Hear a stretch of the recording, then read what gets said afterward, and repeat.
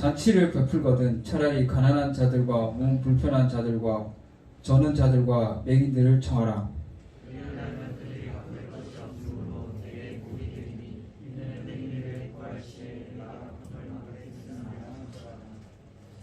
아멘. 오늘 말씀의 제목은 끝자리에 앉으라라는 제목입니다. 이 누가복음 14장은 딱 한 줄로 표현하면 겸손이 가치가 낳은 겸손입니다. 가치가 낳은 겸손. 가치가 낳은 겸손. 이 겸손과 거리가 먼 단어 중에 어떤 단어가 있는가 하면 꼰대라는 단어가 있어요. 꼰대. 요즘 제가 자주 듣는 말인데 이 나무 위키에 찾아봤어요. 이 말이 뭔가 정확하게 꼰대라는 말이 뭐라 써놨는가 하면 타인을 무례하게 하대하는 노년층의 사람들을 일컫는다 라고 이렇게 명시해놨어요. 제가 어렸을 때는 이 꼰대를 어떻게 불렀는가 하면 아버지나 친구들하고 얘기할 때 오늘 꼰대가 또 뭐라고 그랬어. 그래서 우리 아버지나 아니면 담임 선생님을 꼰대라고 불렀습니다. 그런데 이게 요즘에 와서는 많이 바뀌었죠. 요즘에 와서는 어떤 식으로 바뀌었는가 하면 권위적인 사람들 그리고 정확하게 문제는 해결해주지 않고 자기 권위만 내세우는 사람. 특히 이 꼰대가 하는 말 중에 자주 하는 말이 뭔가 하면 라떼는 라는 말을 자주 합니다. 힘들어서 찾아갔는데 자기가 젊었을 때는 더 힘들었다는 그런 얼토당토하는 말을 해요. 위로 중에 최악의 위로입니다. 그런데 무서운 거는 이런 말이 너무 흔하게, 저도 그런 말을 가끔 할 때가 있어요. 힘들다고 찾아왔는데 중학생이 찾아와서 요즘 중학교 생활 너무 힘들어요 이랬는데 제가 내 때는 중학교 때 일요일도 학교 갔다. 그래서 머리 박박 깎고 일요일날 학교 갔다. 쉬는 날 없었다. 이런 식으로 얘기를 하는 거야. 이게 최악의 위로잖아요. 위로해주는 척 하면서 자기를 높이는 거야. 그 사람의 아픔을 공감하고 위로해주는 게 아니고. 그래서 꼰대라는 소리를 들어요. 그런데 문제는 이 꼰대라는 단어의 범위가 이상한 대로 넓혀지고 있어요. 예를 들어서 기본적인 예절만 요구해도 꼰대라는 소리를 들어요. 요즘에 기본적인 예절이 뭐가 있죠? 인사하는 거. 잘 알아. 내 인사 안 했어. 은미가 인사 안 했어. 너 인사 왜 안 해? 그러면 속으로 은미가 꼰대 이렇게 되는 거야. 근데 인사 안 했어. 이걸 왜 인사 안 했어? 그게 문제예요. 근데 반사적으로 속에서 생각이 나요. 또 꼰대지잖아요. 근데 최고의 기본 예절이 인사하는 거. 여러분 교회에서 정말 지키세요. 이거만은. 넌 마주치건 안 마주치건 간에 어른들 보면 무조건 인사하세요. 이게 가장 기본인 거야. 크리스찬 있잖아요. 크리스찬이 하나님한테 은혜 받고 사랑이 생기잖아요. 그러면 무슨 큰 스케일로 일하는 게 아니에요. 가장 기본적인 것부터 변합니다. 예를 들어서 은혜 정말 많이 받았어. 집에 가면 방 청소부터 해요. 이거 잡는 자리부터 해. 그 다음에 부모님한테 인사부터 해요. 뭐 다른 거 변하는 게 아니에요. 이 기본적인 것부터 변해. 근데 교회 와서 어른들 봤는데 인사도 안 하고 무뚝뚝하게 쌩하고 지나가. 넌센스잖아요. 넌센스. 주님한테 큰 사랑 받았는데 가장 기본적인 것부터 안 지켜지면 넌센스인 거야. 그래서 이게 양쪽 측면을 바라볼 수 있어요. 이게 기본적인 예절만 인사해라 했는데 꼰대라고 생각하는 것도 겸손에서 벗어난 교만이고, 권위만 내세우는 것도 교만인 거야. 진짜 꼰대도. 이 두 가지. 둘 다 잘못한 거잖아요. 여기에서는 정말 겸손한 마음을 나타내고 있어요. 누가복음 14장에는. 우리 여기 7절 말씀 한번 읽어보겠습니다. 7절 말씀 시작. 청함을 받은 사람들이 높은 자리에 택함을 보시고 그들에게 비유로 말씀하여 이르시되. 아멘. 여기 배경이 어떤 배경인가 하면 혼인잔치가 벌어지고 있어요. 혼인잔치가 벌어지고 있는데 그때 유대인들이 밥을 어떻게 먹는가 하면 탁자가 어떻게 되는가 하면 이렇게 U자가 돼 있어요. U자로 돼 있어가지고 이 U자에서 가장 중간에 주인이 있어요. 주인이. 그러면 상석이 어딘가 하면 주인하고 가까운 자리. 지금은 똑같죠? 주인 바로 옆자리. 이렇게 오는 대로 앉는 거야. 오는 대로 앉는데 사람들이 이렇게 막 들어오는 거야. 그러면 들어올 때마다 어떻게 하겠어요? 주인 옆에 앉으려고 그래. 주인 옆에 이렇게 쫙 하는 거야. 근데 그렇게 보면 별로 이상한 게 아니잖아요. 이상한 거 아닌데 8절에 보시면 주님이 그 자리에 앉지 말라고 합니다. 뭐라 제가 읽어드릴게요. 네가 누구에게나 혼인잔치의 청함을 받았을 때 높은 자리에 앉지 말라. 그렇지 않으면 너보다 더 높은 사람이 청함을 받은 경우에 너와 그를 청한 자가 와서 너더러 이 사람에게 자리를 내주라 하니니 그때 네가 부끄러워 끝자리로 가게 되리라. 네. 여기 앉았어. 내가 주인이에요. 여기 정한이가 앉았는데 정한이 앉았어. 먼저 시간이 내가 딱 앉아왔는데 어떤 사람이 왔어. 그 사람이 더 중요한 거야. 정한아 일어나. 그러면 정한이가 어떻게 해서 마음이 민망하잖아. 그 말인 거예요. 다시 일어나면 민망하다고. 그러니까 상석에 앉지 말라 그래요. 차라리 저 끝에 앉아라. 저 끝에 앉아서 저 끝에 처음 들어와가지고 저 끝에 앉았는데 주인이 일어나세요. 이게 그 상석으로 초대하면 더 낫지 않냐 이렇게 얘기하는 거예요. 이 내용이 뭔가 하면 처음부터 높은 자리에 앉으면 이 자리에 아닌데 일어나라 하면 부끄럽고 민망한데 제일 끝자리에 앉아있다가 주인이 오락하면 영광받는다 이 말인 거예요. 간단하죠. 그래서 우리가 여기서 뭔가 보여야 돼. 말씀을 읽었을 때 뭔가 보여야 돼. 말씀을 자주 접했던 사람은 여기서 뭔가 보여요. 보세요. 우리 10절 말씀 함께 읽어보겠습니다. 시작. 청함을 받을 때 차라리 가서 끝자리에 앉으라. 그러면 너를 청한 자가 와서 너더러 벗이어 올라 앉으라 하리니 그때 함께 앉은 모든 사람 앞에서 영광이 있으라. 아멘. 10절 말씀 읽었을 때 싹 스쳐 지나가는 사람입니다. 끝자리에 앉았고 아무도 알아주지 않았는데 나중에 높은 자리에 앉아서 영광 받는 사람 누가 있죠? 예수님이 떠올라야 돼. 예수님 딱 떠올라야 돼. 예수님 딱 떠올라야 돼요. 예수님이 이 땅에 왔을 때는 맨 끝자리에 있었어요. 맨 끝자리. 아무도 알아주지를 않아.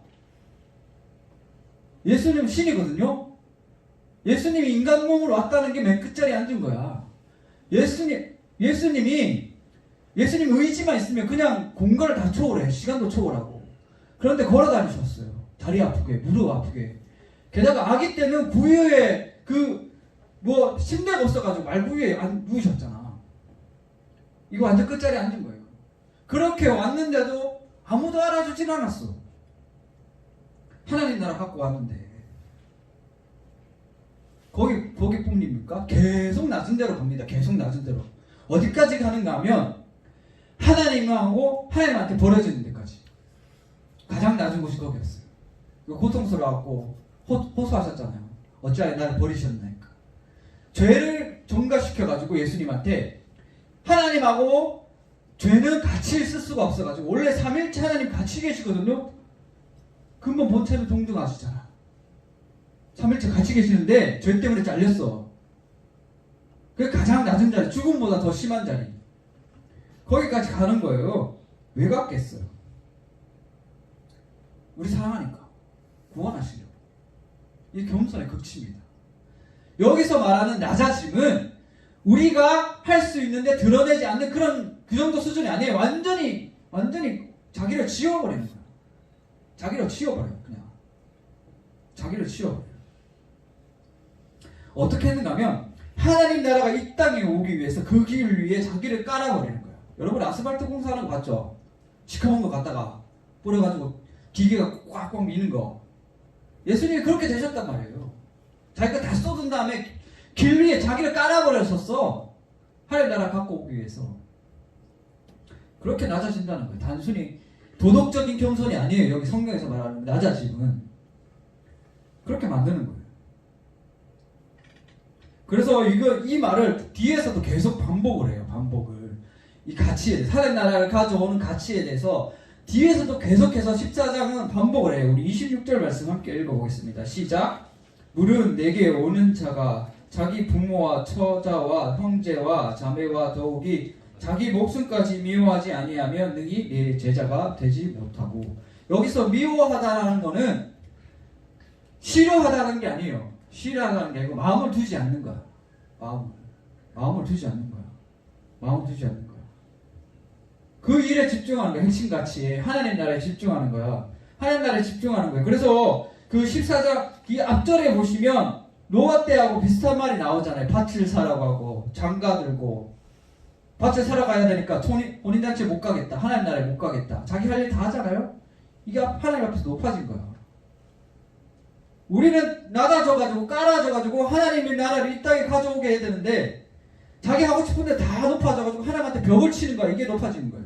하나님한테 벽 치는 거. 나 하나님 나라 가기 싫다는 거죠. 저번에도 말씀드렸죠. 지옥 가고 싶어서 간다고. 지옥 가고 싶어서 가는 겁니다. 그래서 이 14장에는 그 하나님 나라에 대한 가치에 대해서 아는 사람이 겸손해진다라고 계속 강조를 하고 있어요. 예수님이 기꺼이 가신 그 하나님 나라. 뭐가 가치 있는지 알고 자기를 지워버리는 그런 거예요. 누가복음 14장 계속해서 그 말을 하고 있죠. 하나님 나라 이 가치를 아는 사람은 자기를 그 가치에 대해서 그 가치를 가져오기 위해서 그 자기를 지워버리는 거예요. 왜냐하면 자기를 더하게 되면 그 하나님 나라의 가치를 가져올 수 없으니까. 기꺼이 주님을 위해서 낮은 자리로 간다는 거죠. 이거는 단순히 자신의 처지를 깨닫는 것에 지나지 않고 예수님이 따라가신 길을 가는 거예요. 26절 밑으로 십자가를 지르고 얘기하잖아요. 그 사람이 내 제자다. 그 십자가가 뭔가 하면 길에다가 자기를 깔아버리는 거. 통로가 돼버리는 거. 자기를 깔아버리는 거. 그런 사람들한테 주님이 뭐라고 얘기하시는가 하면 10절에 이런 말이 나와요. 그러면 너를 청한 자가 와서 너더러 버시어 올라앉으라 하라. 버시오. 친구요. 예수님이 친구라고 말씀하신 적이 있죠. 어디 있죠? 요한복음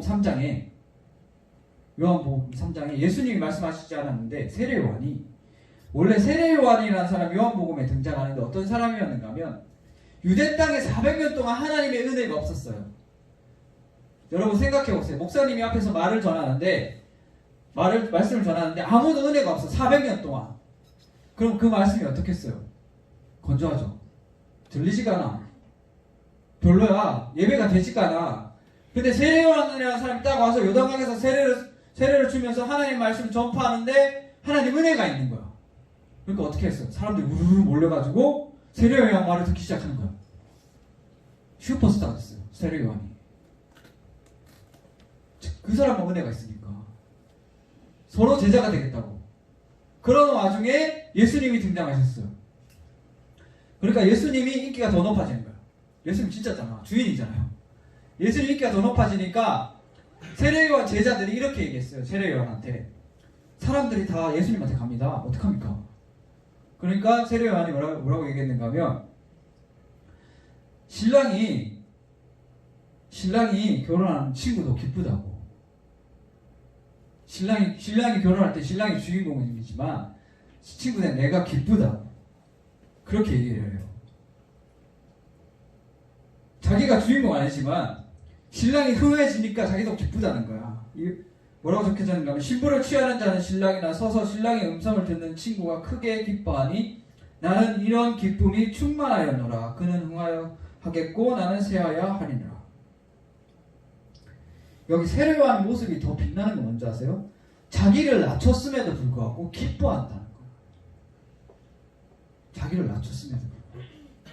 왜냐하면 세례요한은 주님 마음을 알았고 자기가 어떤 처지에 있고 자기가 무슨 일을 해야 되는지 알고 있었어요. 처음에 등장하자마자 뭐라 했는가 하면 나는 광야에서 외치는 자의 소리일 뿐이다.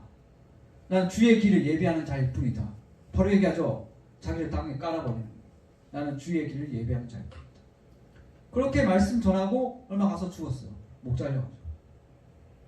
하나님 나라 선포하고. 하나님이 예수님이 정말 기뻐했죠. 인간의 태에서 난 자 중에 이만한 자가 없다. 예수님이 칭찬하셨어요. 세례요한한테. 왜냐하면 하나님 나라 이 땅에 가져오기 위해서 기꺼이 자기를 드렸으니까. 세례요한이 그런 사람이었어요. 우리가 요즘 축구도 보잖아요. 축구 보시면 알겠지만 손흥민이 골을 넣었어요. 손흥민이 막 달려가면서 세레머니를 해. 그러면 팀원들이 와서 막 껴안죠. 서로 막 기뻐하고. 특히 남자들은 잘 알 텐데 골 넣는 거 혼자 절대 골 못 넣어요. 수비가 막아줘야 되고 중간에 미드필더가 공급해줘야 되고 11명이 다 한 팀처럼 움직여야지 골을 넣을 수가 있는 거야. 그런데 골 넣은 당시에는 골 넣은 사람만 비춰주잖아. 손흥민만 비춰줘, 세레머니 할 때. 그런데 그 뒤에 팀원들이 와서 다 기뻐하면서 자기가 뭐 했는지 생각해요? 절대 생각 안 해. 골 들어간 것만 생각해. 토트넘이 이겼다. 왜 그런가 하면 토트넘이라는 팀을 위해서 하나가 됐기 때문에 그런 거야. 우리가 하나님 나라 앞에서도 똑같아야 되는 거야. 예수님이 드러나기 위해서 우리가 하나가 돼야 되는 거야. 팀이. 세례요한처럼 그 말을 하고 있는 거예요. 요한복음 14장에서 낮아지는 사람들.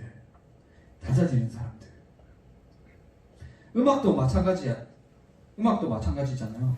제가 음악을 조금 했는데 제가 음악 처음 배울 때 많이 실수했는 게 뭔가 하면 악기를 이렇게 악기 파트가 여러 파트 있으면 조금 배우면 그것을 다 드러내려고 해.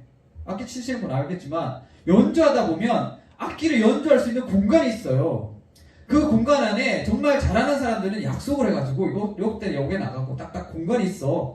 근데 어설프게 배운 사람들은 내가 이 공간을 다 채울 수 있으니까 다 채워버려. 그러면 다른 악기하고 겹쳐지겠죠. 그러면 소리가 어떻게 들리는가 하면 시끄럽게 들려. 복잡하게 들리고 산만하게 들리고 아름다운 소리가 안 나요. 근데 정말 잘하는 사람은 자기가 잘하더라도 그 공간을 비워놔. 정말 프로들은 처음에 연습할 때 다 약속을 해놓고 가지만 우리 교회에서 연습할 때는 그런 시간이 없어요. 금방 와서 예배 전에 연습하잖아. 그러면 어떻게 해야 하는가 하면 감으로 해야 돼. 감으로 악기 팀들이 모여서 우리 하나밖에 없어가지고 다행인데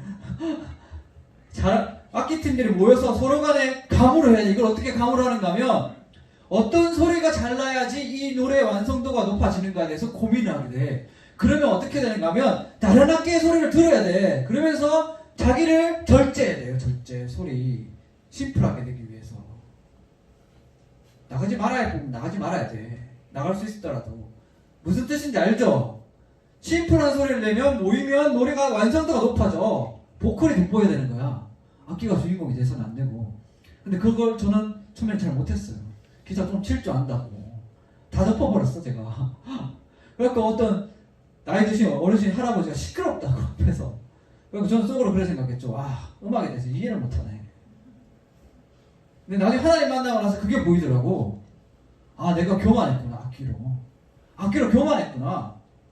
그래서 최대한 자기를 절제하면서 내려고 했어 소리를. 그때부터 좋아하시더라고. 소리 들으시더라고. 그분도 악기 하신 분이었어요. 우리 교회 공동체도 똑같아요. 목소리를 내는 게 있잖아요. 저만 하고 싶은 목소리 다 내잖아요. 시끄러워져요. 절제하면서 양보하면서 까는 거야. 주님의 나라를 위해서 자기를 땅에 묻는 거예요. 그럼 한 몸같이 움직입니다. 바울이 고린도전서 11장하고 12장에서 그런 말을 하고 있는 거예요. 14장도 마찬가지예요. 그래서 낮아지는 사람한테 주님이 높임을 준다는 거예요. 높아지게 해준다는 거예요. 그 한 몸 됐을 때 주님이 높아지게 해준다는 거예요. 우리 누가복음 14장 보면서 내가 교회 공동체에서 나는 어떤 목소리를 내고 있는가 한번 살펴봐야 됩니다. 우리 그렇게 깔아지는 십자가를 지는 게 우리 생각해 보세요. 여러분이 이때까지 살아오면서 십자가를 어떻게 생각했는지. 십자가 좋게 생각했습니까? 고난이고 힘드니까 나는 지기 싫어. 이렇게 생각하지 않았습니까? 그런데 여러분 아셔야 되는데 십자가 없이 우리 여기서 평안하게 앉아서 예배 못 드렸습니다. 예수님이 가장 먼저 십자가 지셨고 그 이후로 예수님을 따르는 자들이 계속해서 십자가 져왔기 때문에 우리가 이 자리에서 예배 드릴 수 있는 거예요. 지금도 똑같아요. 이 청년부 안에서도 십자가 지는 사람이 있기 때문에 여러분이 예배 드릴 수 있는 거예요. 십자가 없이는 평안이 없습니다. 십자가 없이는 평안이 없어요. 그래서 우리가 십자가를 지고 예수님 안다면 따라가서 따라지는 거예요. 그러면 예수님께서 그 사람한테 이렇게 하겠죠. 너는 내 마음 아는구나. 너는 내 마음 아는구나. 너 또한 나하고 똑같은 길을 가려고 하는구나.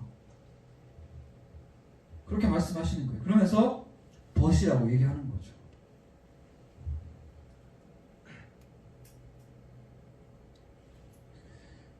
성 브라더 로렌즈 수도사라는 분이 계세요. 이분이 나이가 많아요. 근데 이분이 어떤 수도원의 원장으로 임명을 받았어. 근데 그 수도원이 어떤 수도원인가 하면 수도사들끼리 맨날 싸워. 맨날 치고받고 싸워. 싸움이 너무 많아. 그런데 파견을 받은 거예요. 원장으로. 그래가지고 이제 문을 똑똑똑 두드렸는데 젊은 수도사들이 나오더니 신입이네 이러는 거예요. 나이 드시는 분인데 신입이네 그러면서 주방에 가서 접시나 닦아 이러는 거예요. 이 수도 원장님이 어떻게 하셨겠어요? 바로 주방에 가서 접시를 닦기 시작한 거. 한 달, 두 달, 석 달 지났어요. 석 달 지났을 때 중앙수도원에서 감독관이 왔어. 그러니까 이 젊은 수도사들이 기겁하면서 긴장하기 시작하면서 호들갑 떨었어요. 감독관이 왔다고. 근데 감독관이 와서 하는 말이 뭐라고 하는가 하면 원장님 어디 계시냐고. 그러니까 젊은 수도사들이 우리 원장님 온 적 없는데요? 이렇게 얘기한 거야. 아니 오셨다고 석 달 전에. 그제서야 젊은 수도사들이 깨달은 거예요. 우리가 주방에 가라고 했던 그분이 원장님이구나. 막 주방에 다 뛰어가갖고 다 무릎 꿇은 거지 가면서. 근데 그때도 원장님은 접시 닦고 계셨어요. 아무 말 없이. 그 다음부터 싸움이 일어나지 않았습니다. 이게 진짜 겸손인 거예요. 예수님은 이거보다 더한 거예요. 멸시천대 구박 다 받으면서 내가 하나님이라고 내가 너희들 다 진멸할 수 있다 이런 말 하지도 않잖아. 왠지 아세요? 이 땅의 싸움을 멈추기 위해서. 하나님과 인간의 싸움을 멈추기 위해서. 그게 진짜 겸손입니다. 하나님 나라의 가치가 낳은 겸손. 그래서 마지막으로 예수님이 제자들 딱 앉혀놓고 발을시켜 주셨잖아요. 그러면서 너희들도 이렇게 하라고. 그렇게 말씀하신 이유는 세상적으로 예의, 도덕 이런 거 차리는 게 아니라 이 땅에 하나님 나라를 전파하기 위해서 복음을 전파하기 위해서 낮아지라는 거예요. 길이 되라는 거예요. 우리 청년부도 마찬가지일 줄 믿습니다. 자신을 깔아서 주님이 가시는 길에 길이 되는 거야. 그러기 위해서는 기꺼이 낮아지고 자기를 드려야 할 것입니다. 요즘 얼마나 자기 중심성이 높아진 사회입니까? 내가 하고 싶은 대로. 나만 편안하면 돼. 나만 괜찮으면 돼. 남이 어떻게 되든지 간에. 그런 세상에서 크리스찬인들이 십자가 지고 나타나면 완전히 다른 삶을 살게 되는 거예요. 힘들고 어렵지만 그 십자가 지는 삶이 평안이고 행복한 길이라는 걸 믿으시기 바랍니다. 말씀 맺겠습니다. 우리는 하나님 나라 앞에서 어떠한 모습을 하고 있습니까? 나는 그 나라와 상관없이 혹시 나만의 평안을 위해서 살아가고 있지는 않습니까? 높은 자리에 앉아서 사람들에게 인정받고 그냥 세상적으로 높은 자리에서 그렇게 있지는 않습니까? 높은 벽을 쳐서 하나님을 맡고 계시지는 않습니까? 죽으러 가시는 예수님 뒤에서 딴 생각했던 베드로처럼 그렇게 살아가고 있지는 않습니까? 누가복음 14장의 본문에서 주님은 낮은 곳으로 가는 사람은 자기 친구라고 말씀하셨습니다. 우리가 주님의 친구가 되는 주님 마음을 알아서 높은 곳에 가는 게 아니라 나만을 위한 다른 사람을 위한 낮은 곳에 가는 그런 사람이 되시기를 주님의 이름으로 축원합니다. 아멘. 우리 기도하시겠습니다. 우리 찬양팀 다 나와주세요.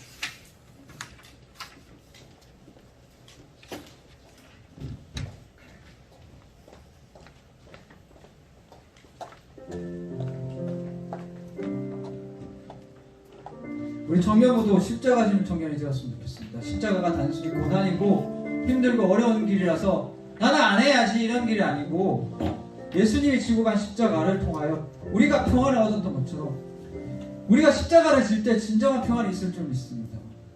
그리고 우리 십자가 질 때 생명이 살아나고 영혼이 살아나는 거예요.